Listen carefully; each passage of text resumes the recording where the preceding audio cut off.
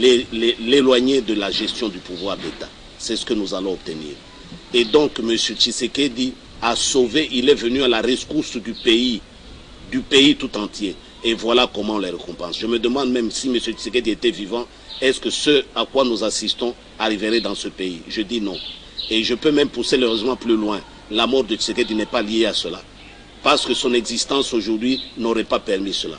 Donc il fallait donc que M. Tshisekedi soit absent de ce monde. Vous approuvez la théorie du complot sur la mort de Tshisekedi? À qui profite le crime? Tshisekedi n'est pas mort d'une embolie pulmonaire. Ah mais on nous apprend qu'il n'est même pas mort par une anesthésie générale. Nous apprenons ça, les langues commencent à se délier. Comment Tshisekedi est-il mort? On doit nous expliquer les circonstances dans lesquelles M. Tshisekedi est mort. M. Tshisekedi, c'est un patrimoine national. Nous devons savoir comment il est mort. Et les révélations de Michik, que tout le monde commence à oublier, redeviennent à la surface et ont leur pesant d'or en la matière. Il a dit que Tshisekedi est parti, il ne reviendra plus. Eh bien, c'est ça, il avait confirmé. Ce n'était pas un lapsus lingue. Il a confirmé ce qu'il disait. Il a même dit, je vous prends à témoin et je vous lance un défi. Il avait dit ça. Donc il était certain de ce qu'il disait. Il avait la certitude de ses propos. Donc voilà. Donc Tshisekedi a été tué. Tshisekedi n'est pas mort pour rien. Il a été tué par qui? À qui profite le crime? C'est la première question que le commissaire de police qui enquête sur un cadavre pose. Pour savoir, l'auteur de ce crime-là doit avoir eu un intérêt direct avec cette mort-là. C'est qui selon vous? Ah, mais regardez comment le pays marche. Et ce ne serait pas un seul centre d'intérêt ou une seule personne. C'est une coalition des gens qui profitent de la mort, de la disparition du président Tshisekedi. Et les choses sont claires aujourd'hui. Soit près de lui, soit loin de lui. Alors, Rossi Mukendi tombe. Votre analyse par rapport à cette situation? Rossi Mukendi tombe et d'autres tomberont parce qu'il paraît qu'il y a d'autres matchs qui sont programmés. Tout cela veut dire quoi? Le schéma que Tshisekedi avait proposé au pays pour sauver le pays, M. Kabila n'en veut pas, tout simplement.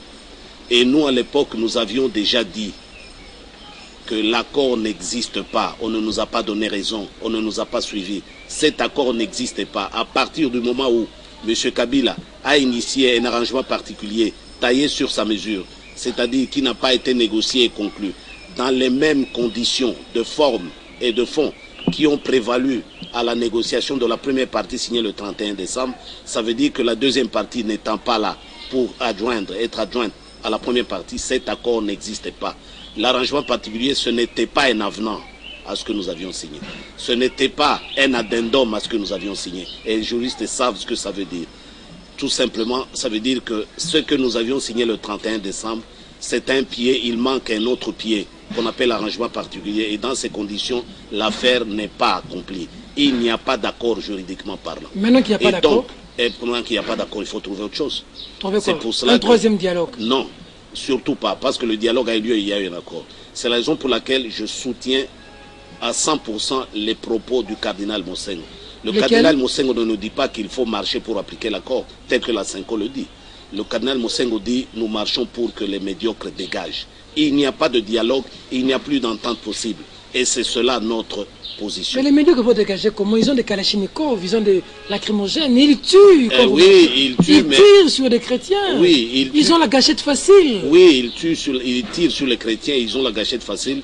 Mais croyez-moi, il y a eu pire qu'eux qui ont tué de par l'histoire de l'humanité. Même l'histoire récente de l'Afrique. Ils sont partis. Ils finiront par partir.